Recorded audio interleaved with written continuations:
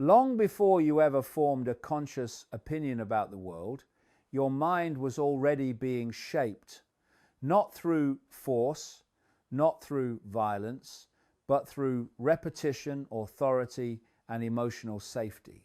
This is the invisible cage, mental structure built so early and so subtly that most people never realize it exists.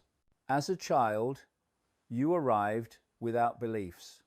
You didn't know who you were supposed to be, what was possible, what was dangerous, or what was normal. You learned all of that from the outside. Parents, teachers, institutions, and culture filled in the blanks for you. And because you depended on these figures for survival, your mind absorbed their messages without resistance. This is not a failure of intelligence. It is biology. The developing mind does not question authority, it trusts it. It has to. Questioning comes later, but by then the framework is already in place. The rules of reality are installed before you even know what a rule is. And once installed, they feel natural, obvious, true. This is how conditioning works best, when it doesn't feel like conditioning at all. You were taught what success looks like, what failure means, what is realistic and what is impossible. You were taught how to behave, what to fear, what to desire, and what to ignore. Over time, these instructions became your inner voice. You stopped hearing them as external input and started experiencing them as your own thoughts. That is the invisible cage. Most people believe their mind is a personal space, private, independent, self-directed. But if you look closely, you'll notice how many of your beliefs were inherited rather than discovered. How many fears were learned rather than experienced. How many limits were accepted without investigation. The mind did not create these boundaries. It learned them. And what is learned can be unlearned, but only if it's first seen. David Icke often points out that control doesn't begin in adulthood. It begins before language, before memory, before choice. By the time you are old enough to think for yourself, you are already thinking within a structure that defines what thinking itself is allowed to look like. This is why most people confuse conditioning with personality. They say, that's just who I am. I've always been like this. That's just how the world works. But those statements are rarely examined. They feel true because they are familiar, not because they are accurate. The invisible cage is reinforced every day through education systems that reward memorization over curiosity, through social norms that punish questioning, through media narratives that define what is acceptable to think and what must be dismissed, through constant stimulation that keeps the mind busy enough to never look inward. And the most effective part, you participate willingly, you defend the very structures that shaped you because they feel like you. Challenging them feels like self-destruction. So the mind protects itself by rejecting unfamiliar perspectives, labeling them unrealistic, dangerous, or extreme. This is not weakness, it's programming. But something always leaks through. A moment of discomfort, a sense that life feels scripted, a feeling that you're living inside expectations that aren't truly yours. These moments are cracks in the cage. They don't come from thinking harder. They come from awareness, noticing the limits of thought itself.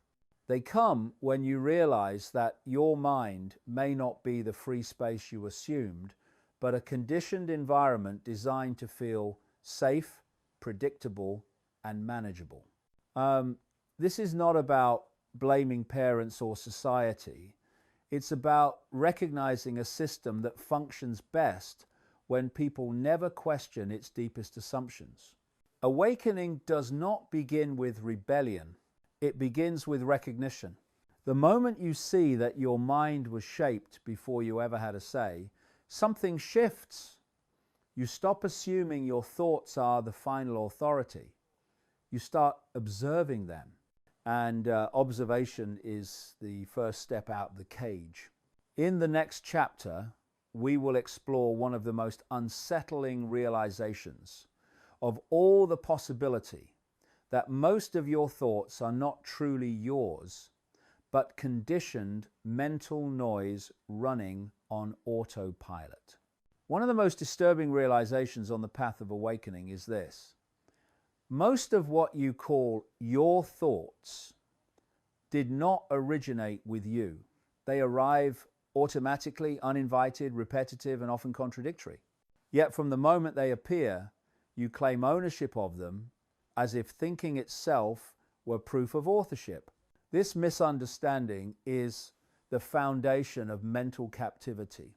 From childhood, you were taught that thinking equals control, that the voice in your head is you, that whatever arises in the mind must be taken seriously, analyzed, defended, or obeyed. No one ever taught you to question where thoughts come from, only how to follow them. But if you slow down and observe honestly, something unsettling becomes obvious. You don't choose your next thought. It simply appears. You don't decide when fear will arise. It triggers itself. You don't consciously construct most reactions. They happen automatically. This is not freedom. This is conditioning running on autopilot. David Icke often emphasizes that the mind is not a master, it is a recorder and a repeater. It stores impressions, beliefs, fears, and emotional reactions, then replays them in familiar patterns. Most people mistake this replay loop for identity. I am anxious. I am angry.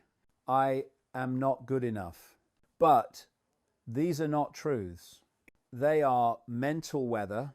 Thoughts arise based on past experiences, emotional conditioning, cultural narratives, and survival programming. They repeat because repetition feels safe to the nervous system, even when the content is harmful. Familiar suffering feels safer than unfamiliar freedom. This is why people stay trapped in the same emotional loops for decades. The mind prefers predictability over peace. The shocking part is not that thoughts are conditioned, it's that most people never notice. They live inside mental noise like fish in water, never questioning its source, never stepping outside of it long enough to see it for what it is. The mind constantly comments, judges, compares, predicts, rehearses imaginary futures, and replays imaginary pasts. And because this noise is constant, it feels personal. It feels intimate. It feels like self. But awareness reveals something else. There is a difference between having a thought and being aware of a thought. The moment you notice a thought, you are no longer lost in it. You are observing it. And whatever you can observe cannot be what you are. This realization destabilizes the entire illusion of mental identity. If thoughts are not you, then who is observing them? Most people never ask this question because asking it collapses the false sense of control they believed they had. It reveals that the mind has been running the show not as a conscious tool, but as an unconscious pattern generator, and unconscious patterns are easy to manipulate. Fear-based messaging works because fear thoughts already exist. Outrage spreads because reactive thoughts are already conditioned. Division persists because identity-based thinking is already installed. The system doesn't need to insert thoughts, it only needs to activate existing ones. This is why awareness is so threatening. The moment you stop automatically believing every thought, the emotional charge weakens. Anxiety loses intensity, fear feels less personal, reactions slow down, space appears between stimulus and response. This space is where freedom begins. But this is also where many people turn back, because without constant thinking, the mind feels exposed. Quiet can feel unfamiliar, uncomfortable, even frightening. The noise, as painful as it is, feels like home. So people cling to thinking. They replay stories. They rehearse identity. They justify suffering. Not because they enjoy it, but because they don't know who they are without it. Awakening does not mean stopping thought. It means no longer being possessed by it. Thought becomes a tool instead of a ruler. Something you use, not something you obey. And once this shift begins, something extraordinary happens. You realize that peace was never missing. It was just covered by noise. In the next chapter, we'll explore the presence that remains. When mental noise is no longer believed, the observer you were never taught to notice, and why discovering it changes everything. If thoughts are not you, then something profound must be true. There must be something present before thought, something aware of thought. And this is where most people's understanding quietly collapses, because they were never taught to look here. From childhood onward, attention is trained outward. Objects, people, achievements, problems, screens, opinions. The inner world is treated as noise to manage or suppress, never as something to observe. No one ever points out the obvious fact that whatever you experience, thoughts, emotions, sensations, must be appearing in something, that something is awareness. Not mystical, not abstract, just present. Right now, as you read these words, you are aware of them. You are aware of your breathing, aware of the space around you, aware of thoughts reacting to what's being said. That awareness did not need to be created. It was already here. And yet, most people have never noticed it. David Icke often explains that the greatest illusion of the mind is convincing you that awareness belongs to the mind, when in reality, the mind appears within awareness. Thoughts come and go. Emotions rise and fall. Sensations shift constantly. But awareness itself remains unchanged. It does not age. It does not argue. It does not panic. It simply observes. This realization is subtle, but it changes everything. Because once you notice the observer, you can no longer fully identify with what is observed. Thoughts lose their authority. Emotions lose their grip. Identity becomes something experienced, not something you are trapped inside. And here is the uncomfortable truth. The observer was always there. It never left. You didn't lose it. You were just distracted from noticing it. The system does not need to hide awareness. It only needs to keep you looking elsewhere, because awareness is silent, and silence doesn't compete well with noise, the observer does not announce itself.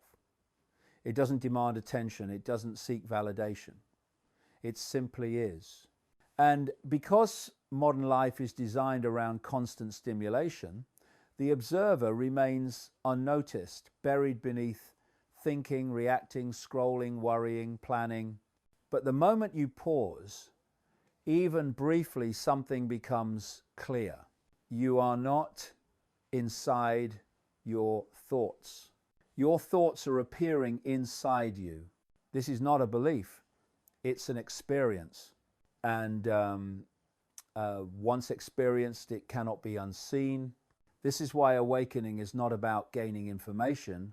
It's about shifting identification. You don't become something new. You stop mistaking yourself for something you never were. The mind does not like this realization because the mind's power comes from identification. It needs you to believe you are the thinker, the doer, the controller. When awareness is recognized, the mind loses its central position. And so resistance arises, doubt, confusion, discomfort, fear of emptiness. But what the mind calls emptiness is actually space, the space in which clarity appears, the space where reactions slow, the space where perception sharpens. This is where control begins to fail, because control depends on unconscious identification. If you are aware of fear as fear, instead of being fear, it cannot move you as easily. If you observe a belief instead of defending it, it weakens. If you notice a reaction, instead of acting it out, choice returns. The observer does not fight the mind. It outgrows it. And this is why the observer is never emphasized in systems of control. You are taught what to think, what to feel, what to fear, what to desire, but never taught to notice who is aware of all of that. Because once you do, the illusion of being trapped in the mind begins to dissolve. This is not enlightenment, it's clarity.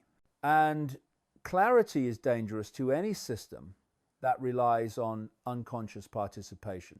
In the next chapter, we'll explore why fear lives almost entirely in the mind, and why freedom can only exist outside identification with it. Once you recognize the observer, something becomes impossible to ignore. Fear only exists when you are identified with thought. It does not live in awareness. It lives in the mind's stories about the past and future.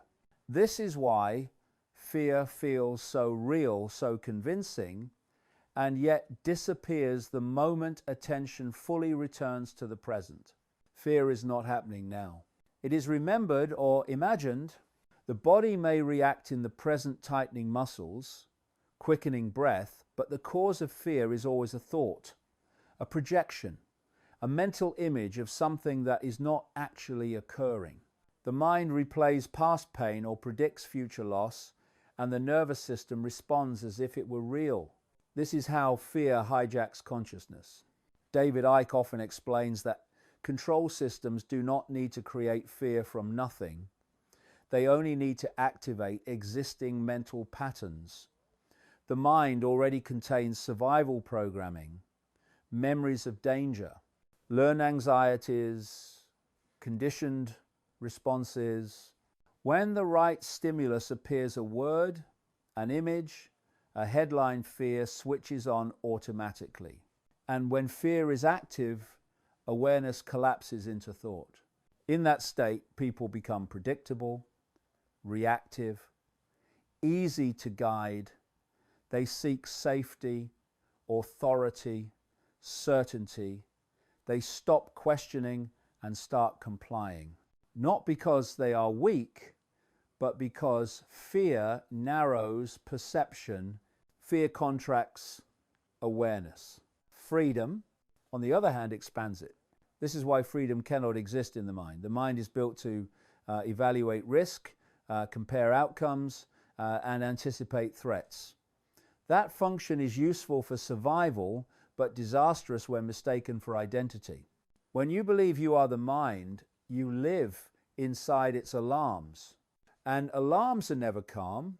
Freedom exists only when you are aware of the mind without being consumed by it. When thoughts arise and are seen as thoughts. When fear appears and is noticed rather than obeyed. This doesn't mean fear disappears forever.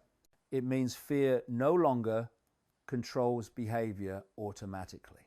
Most people have never experienced this distinction. They believe fear is something that happens to them, something external, something unavoidable. But fear only has power when it is believed. The moment fear is observed, instead of identified with its intensity drops. This is why presence feels peaceful. Not because nothing is happening, but because nothing is being mentally exaggerated. The system understands this deeply. That's why it works so hard to keep attention trapped in the mind. Endless news cycles, constant alerts, emotional language, urgency, crisis. The goal is not information, it is activation. Keep the mind busy reacting so awareness never stabilizes, because a calm, aware individual cannot be easily controlled. Fear also depends on time. It needs a past to regret or a future to dread. Awareness lives only now, and in the now, fear has nothing to stand on. This is why moments of deep presence feel oddly safe, even when circumstances haven't changed. Freedom isn't found by changing the world. It's found by changing identification. This is the part most people miss. They try to eliminate fear by fixing conditions, controlling outcomes, or avoiding discomfort. But fear regenerates because the identification with the mind remains intact. Awakening doesn't remove challenges. It removes unnecessary suffering. When awareness is present, fear becomes information rather than command. You can listen to it without obeying it, evaluate it without amplifying it, and most of the time you discover it was never justified in the first place. This is deeply unsettling for control systems, because fear-based narratives stop working when people don't emotionally merge with them. When awareness stays steady, manipulation fails quietly. There's no rebellion, no chaos, just non-participation. And non-participation is devastating to systems that depend on mass reaction. In the next chapter, we'll explore what happens when people stop believing every thought and stop obeying fear, and why that moment marks the true beginning of inner freedom. There is a moment in the awakening process that feels less like gaining something and more like letting something fall away. It happens quietly, almost invisibly. You don't announce it, you don't celebrate it. You simply notice that thoughts no longer have the same authority they once did. This is the moment when belief loosens. For most of their lives, people don't just have thoughts, they believe them automatically, without question. Every doubt feels true. Every fear feels justified. Every judgment feels accurate. Thought is mistaken for reality itself. But when awareness deepens, something subtle shifts. You begin to notice that a thought is just a mental event appearing, lingering, and disappearing. You see how quickly one thought replaces another, how contradictory they can be, how unreliable they are as guides to truth. And once this is seen clearly, blind belief becomes impossible. David Icke often points out that belief is the doorway through which control enters the human mind.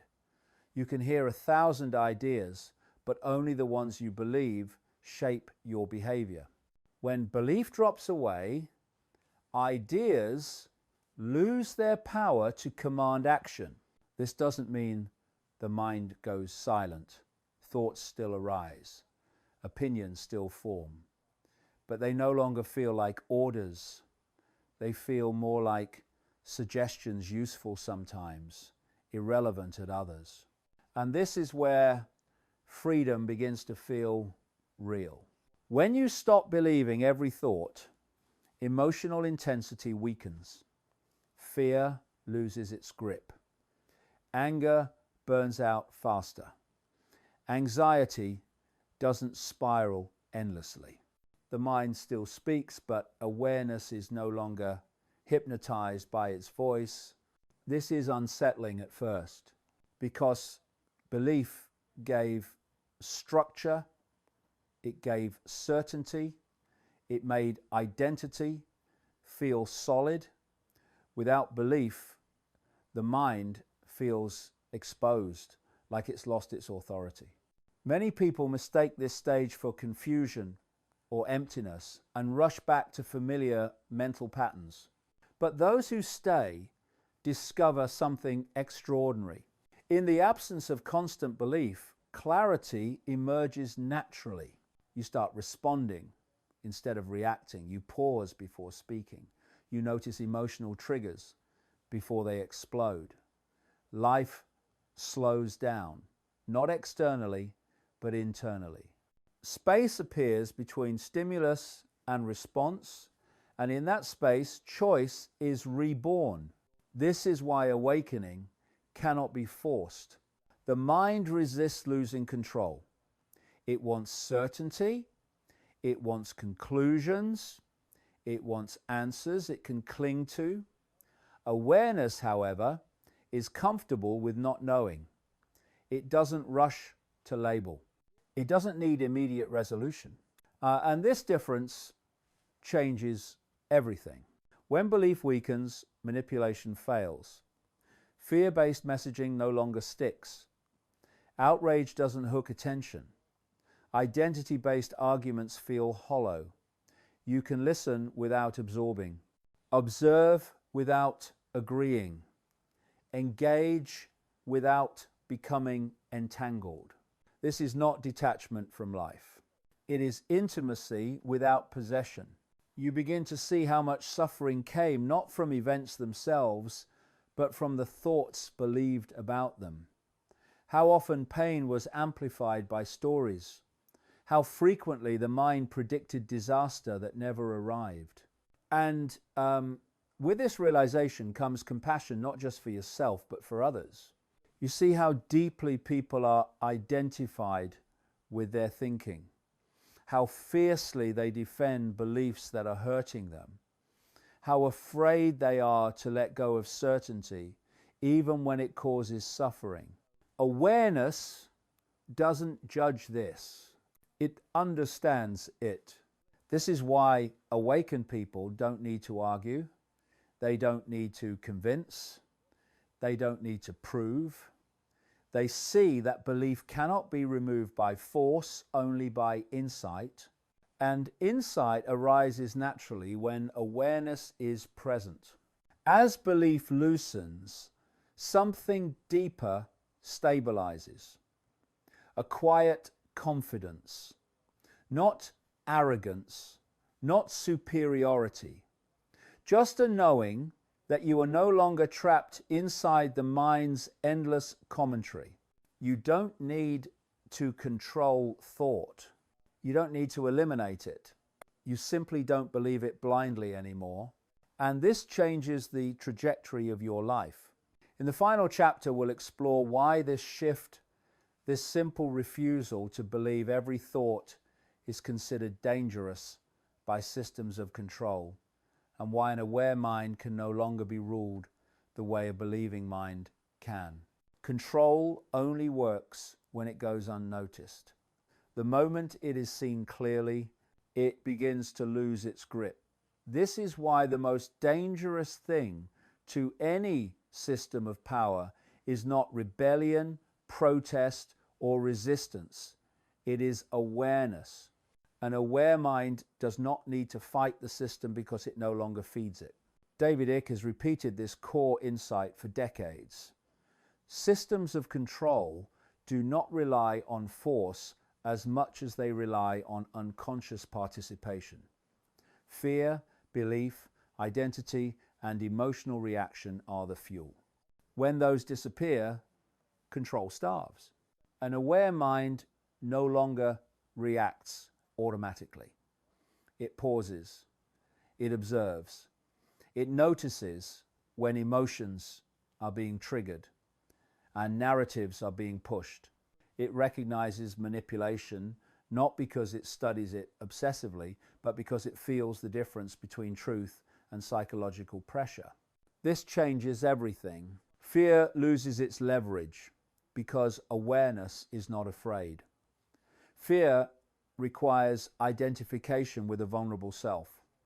Awareness sees vulnerability as a passing sensation, not a permanent identity. Without fear, urgency dissolves. Without urgency, compliance weakens. An aware mind does not confuse authority with truth. It listens, but it does not surrender perception. It understands that expertise does not equal wisdom, and consensus does not equal reality. It evaluates information calmly instead of absorbing it emotionally. This is why awakened individuals feel unpredictable to control systems. They do not respond on cue. They do not amplify outrage. They do not cling to rigid identities. They do not need external validation to feel secure. They are internally referenced, and internal reference is ungovernable. Control systems depend on emotional extremes: fear, anger, guilt, desire, because these states narrow awareness and create predictable behavior. But when awareness remains steady, these triggers fail quietly. There is no explosion, no drama, just non-participation. And non-participation is devastating to systems built on reaction. This is why awakened people are often misunderstood. They are labeled detached, passive, or indifferent. But this is an illusion. They are deeply engaged with life, just not hypnotized by it. They see patterns instead of stories, structures instead of personalities, conditioning instead of coincidence. They don't oppose reality, they see through it. This doesn't mean awakening makes life perfect. Challenges still arise, emotions still appear, the mind still speaks, but the relationship has changed. You are no longer trapped inside the mind's voice. You are aware of it, and that awareness cannot be controlled, because control requires belief. Control requires fear. Control requires identification. Awareness dissolves all three. This is the truth you were never supposed to discover about your mind.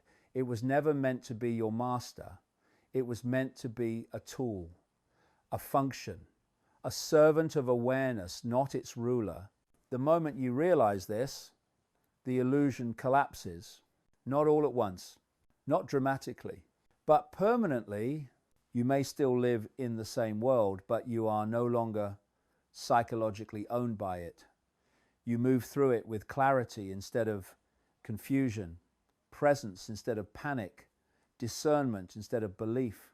And once this recognition takes root, it cannot be taken away, because Awareness does not belong to the system. The system appears within awareness. That is the final truth. Subscribe and watch more videos if you're ready to continue waking up.